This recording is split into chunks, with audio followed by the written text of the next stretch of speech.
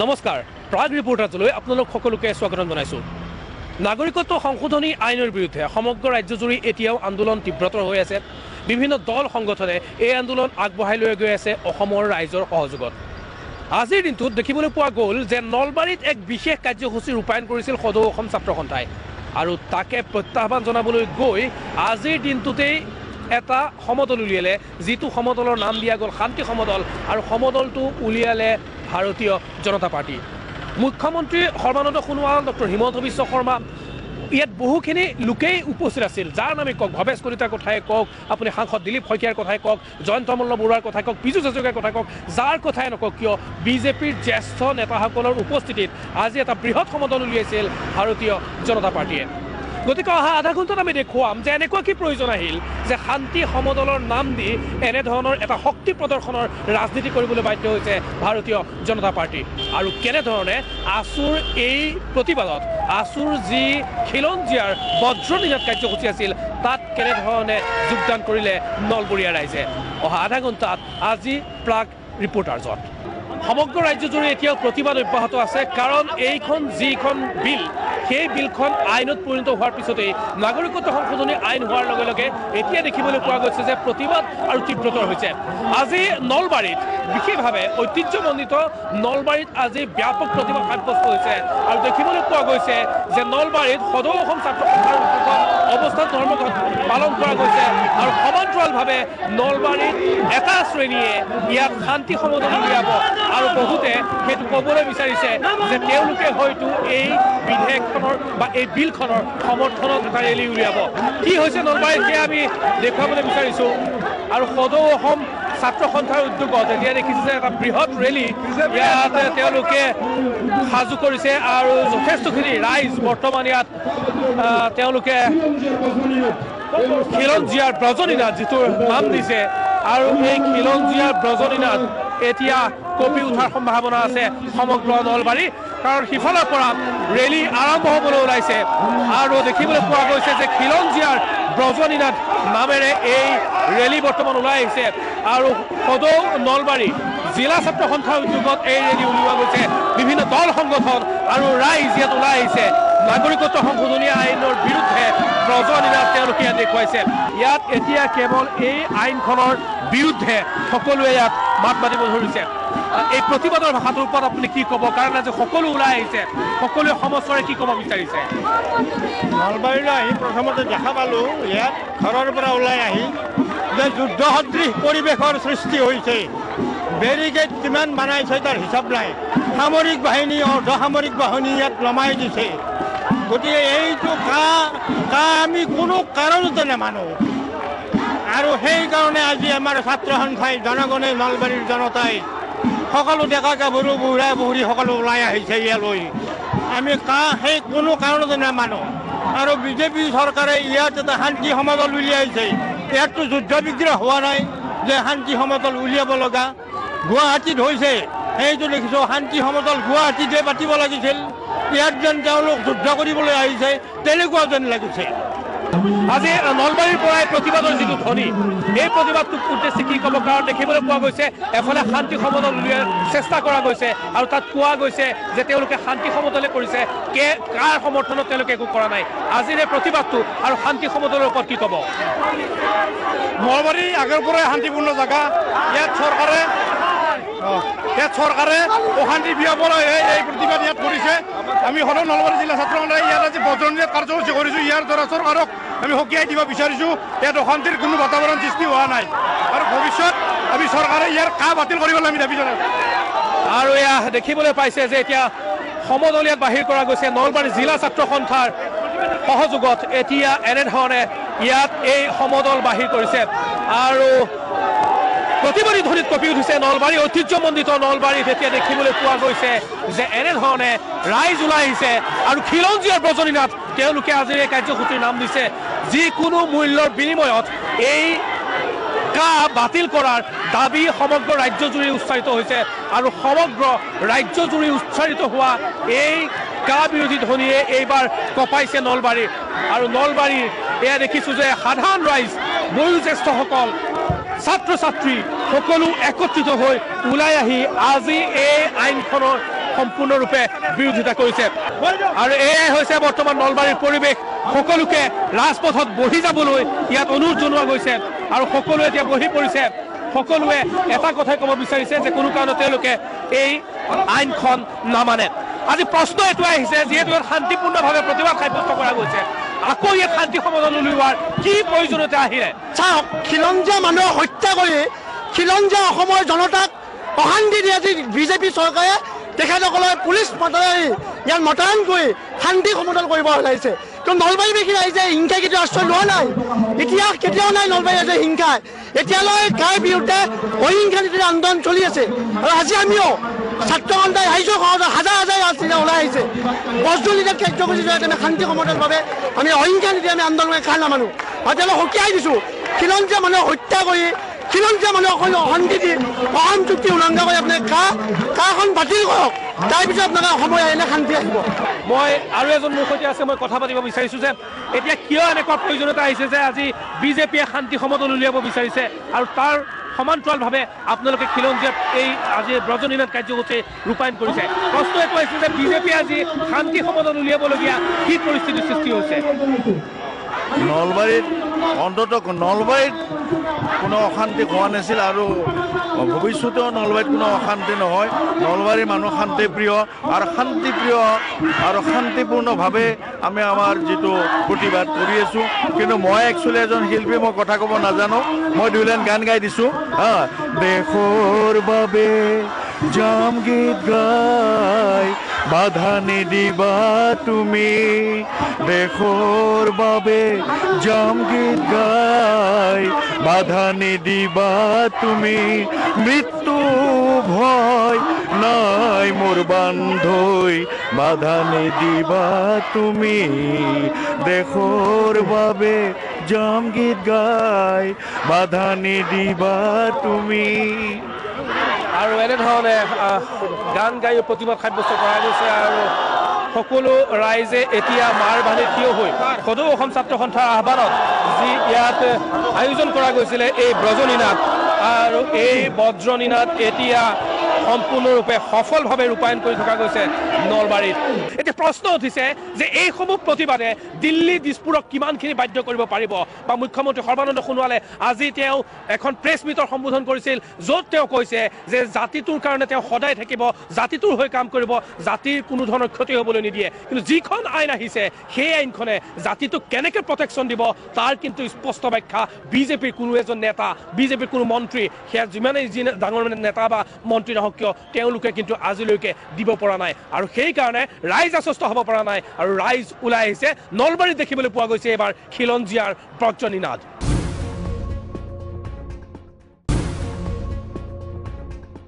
এফালে দেখিবলৈ পোৱা গৈছে যে নলবাৰীত সদৌ অসম ছাত্ৰ সন্থাৰ উদ্যোগত ব্ৰজনীনাথ খিলঞ্জীয়াৰ ব্ৰজনীনাথ কাৰ্যসূচী তেওঁলোকে হাতত লৈছে আৰু আজিৰ এই দিনটোত দেখিবলৈ পাইছোঁ যে বিজেপিয়ে এতিয়া শান্তি সমদল বাহিৰ কৰিছে নলবাৰীৰ ৰাজপথত এয়া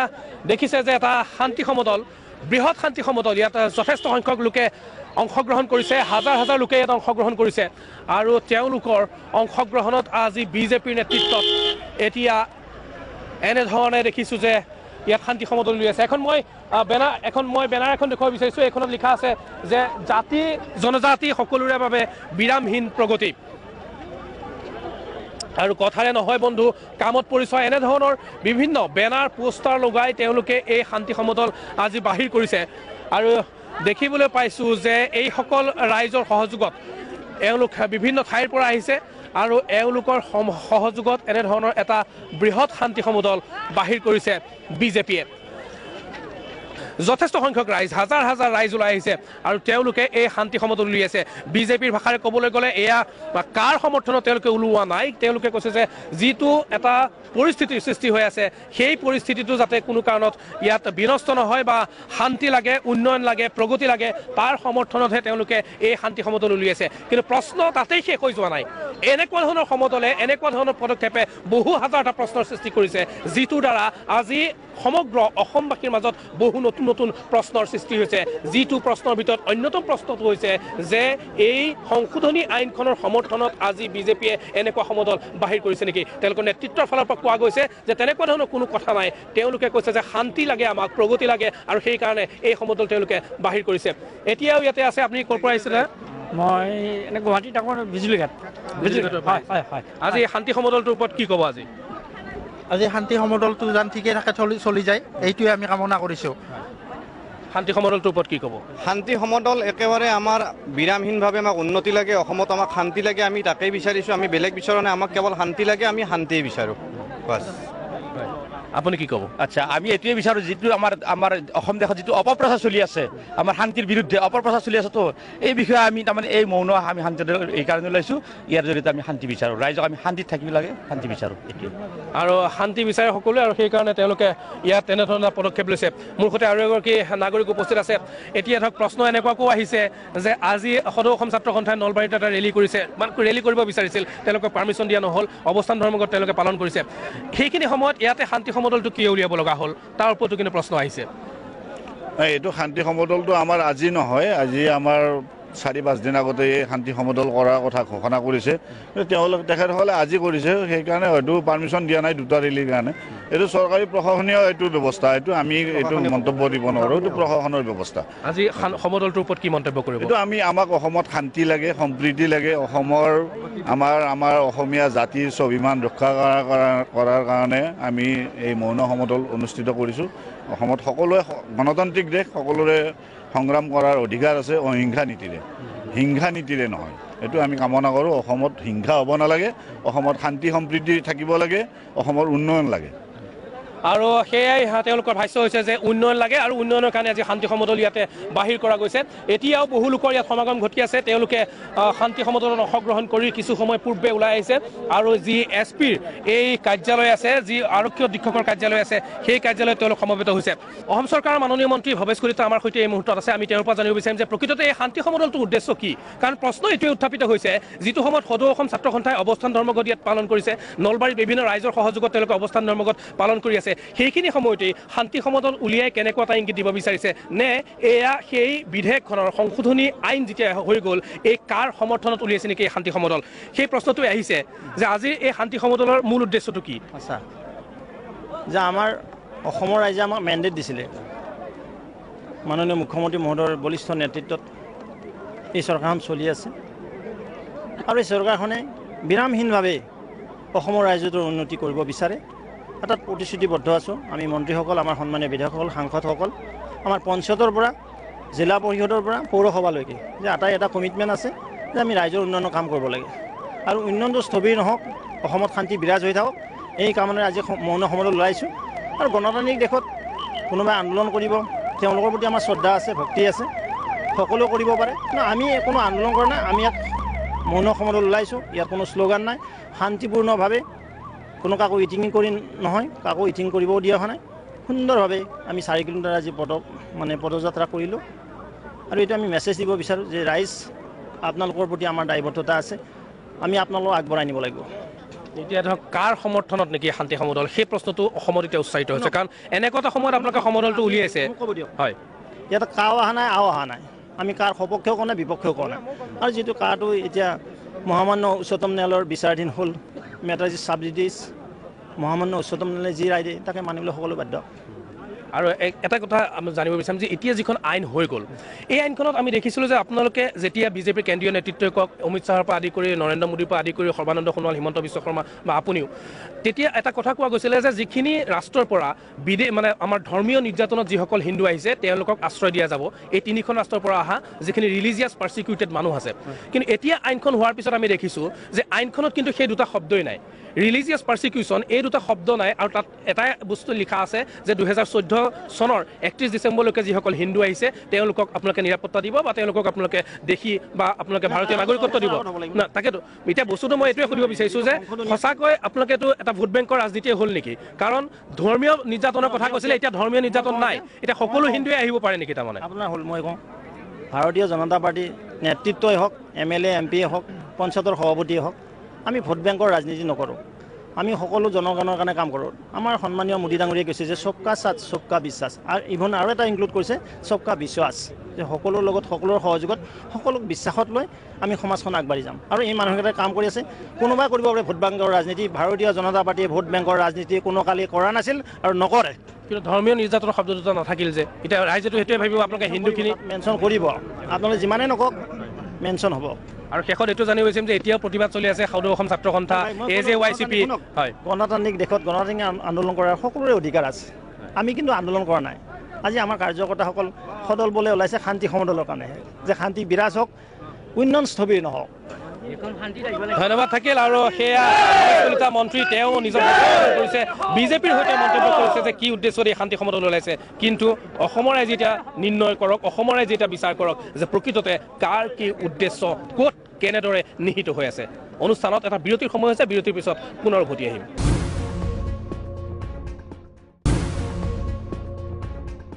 জ্যেষ্ঠ নেতা তথা তেওঁলোকে বিজেপিৰ প্ৰতিনিধিত্ব কৰি আহিছে, তেওঁলোকৰ সৈতে কথা পাতিম। জয়ন্ত মল্ল বৰুৱা আছে, দিলীপ শইকীয়া আছে, আৰু লগতে মই এবাৰ লেন্সটো দেখাই দিব বিচাৰিছোঁ। বিজেপিৰ যিসকল নেতা আছে সকলোৰে লগত কথা পতাটো আমাৰ সম্ভৱ নহ'ব। মই প্ৰথম দিলীপ দা আপোনাৰ পৰা আৰম্ভ কৰিম। এতিয়া কি বুজিম, এইটো কেৱল মানে কাৰ সমৰ্থনত ৰেলী উলিয়ালে নে শান্তি সমদলৰ মেছেজটো কি গৈছে ৰাইজলৈ, মানে একদম পোনপটীয়াকৈ চমুকৈ কৈ দিয়ক। যোৱা 3.5 বছৰে ৰাজ্য চৰকাৰখনে আৰু 5.5 বছৰে কেন্দ্ৰীয় চৰকাৰখনে অসম তথা উত্তৰ পূৰ্বাঞ্চলৰ প্ৰগতিৰ যি এক নতুন দিগন্তৰ সূচনা কৰিছে,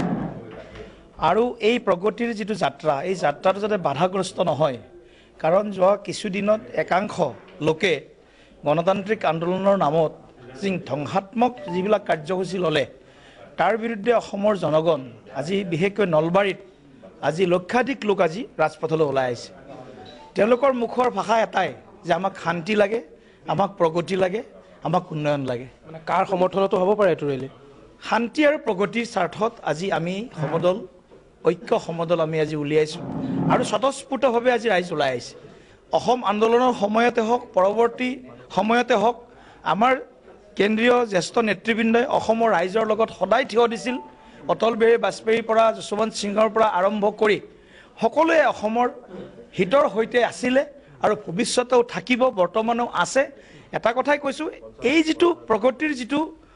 বাকৰুদ্ধ কৰাৰ কাৰণে এছামে যি ধৰণৰ প্ৰয়াস কৰিছে, আজি সেইকাৰণে আমি এই প্ৰগতিৰ যিটো যাত্ৰা, এই যাত্ৰাটো যাতে স্তব্ধ নহয়। কাৰণ আমি নতুনকৈ কোনো বিদেশীক অসমত সংস্থাপন কৰাৰ কোনো সিদ্ধান্ত লোৱা নাই। 2014 চনৰ 31 ডিচেম্বৰৰ পূৰ্বে যিসকল হয়তো অসমত আহিছে, যিসকল হয়তো দশক জুৰি অসমত, ভাৰতবৰ্ষত তেওঁলোক আছে, তেওঁলোকৰ মাজৰ কিছুমানে হয়তো নাগৰিকত্ব পোৱা নাই। সেইসকল লোকে নাগৰিকত্ব বিচাৰিব, আৰু সেইসকল নগণ্য সংখ্যক লোকে নাগৰিকত্বৰ কাৰণে আবেদন কৰিব পাৰিব। তাৰ কাৰণে হয়তো এইখন আইন আজি গ্ৰহণ কৰিব লগা হৈছে। কিন্তু আমি এটা কথা স্পষ্ট, নতুন কোনো বাংলাদেশী, বিদেশী যিয়ে নহওক, যি ধৰ্মৰে নহওক, নতুন কোনো মানুহক আমি নাগৰিকত্ব দিয়াৰ কোনো প্ৰস্তাৱ আমি অনা নাই। যিসকল ইতিমধ্যে আছিল আৰু যিবিলাক তথ্য দি আছে 1 কোটি, 2 কোটি, 2.5 কোটি, এইবিলাক তথ্যৰ কোনো ভিত্তি নাই। এইটো স্পষ্ট কথা। আৰু জল পটপটকৈ প্ৰমাণ হ'ব, অহা 3 মাহ বা 6 মাহ পিছত যেতিয়া নাগৰিকত্বৰ কাৰণে আবেদন কৰিবৰ কাৰণে সুযোগ দিব, তেতিয়া কিমান মানুহে আবেদন কৰে এইটো অসমৰ ৰাইজে সন্মুখত দেখা পাব। কিছুদিন পিছত ইয়াৰ সম্পূৰ্ণ যিটো তথ্য,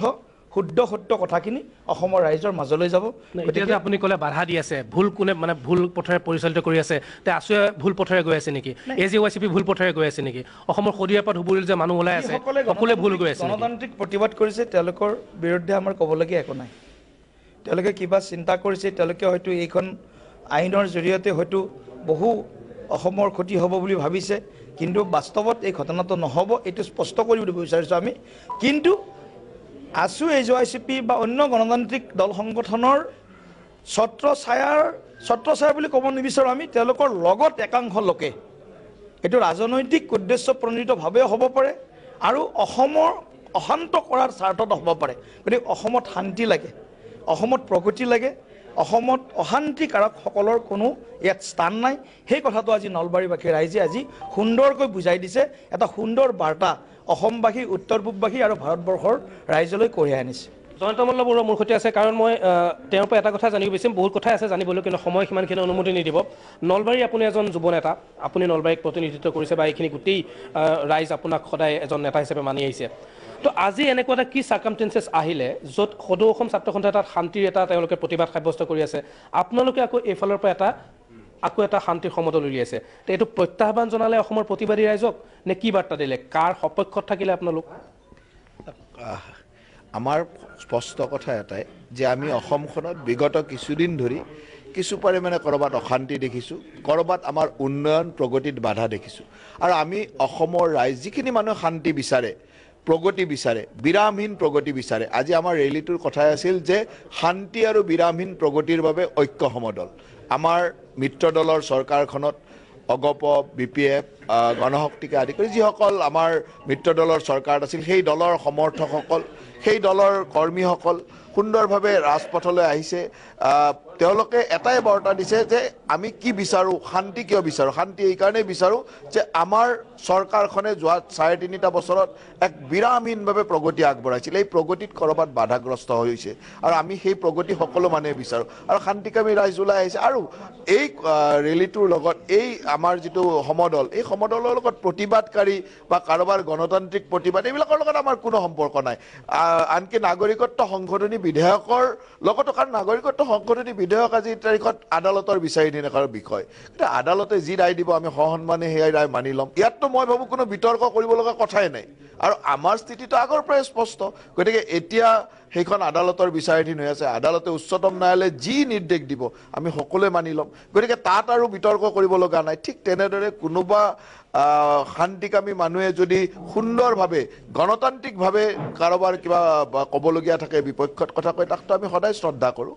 গতিকে তাত আমি ক'বলগীয়া নাই কোনোবাই গণতান্ত্ৰিক শ্ৰদ্ধাভাৱে আন্দোলন কৰিছে তাক আমি শ্ৰদ্ধা কৰিছোঁ আমাৰ চৰকাৰে আমাৰ মুখ্যমন্ত্ৰীয়ে আলাপ আলোচনাৰ জেগাৰে সমাধানৰ কথাও কৈছে আজি আপোনালোকক স্পষ্টভাৱে মুখ্যমন্ত্ৰী ডাঙৰীয়াই কৈ দিছে তাৰপিছত এইবিলাক কথাৰ লগত আমাৰ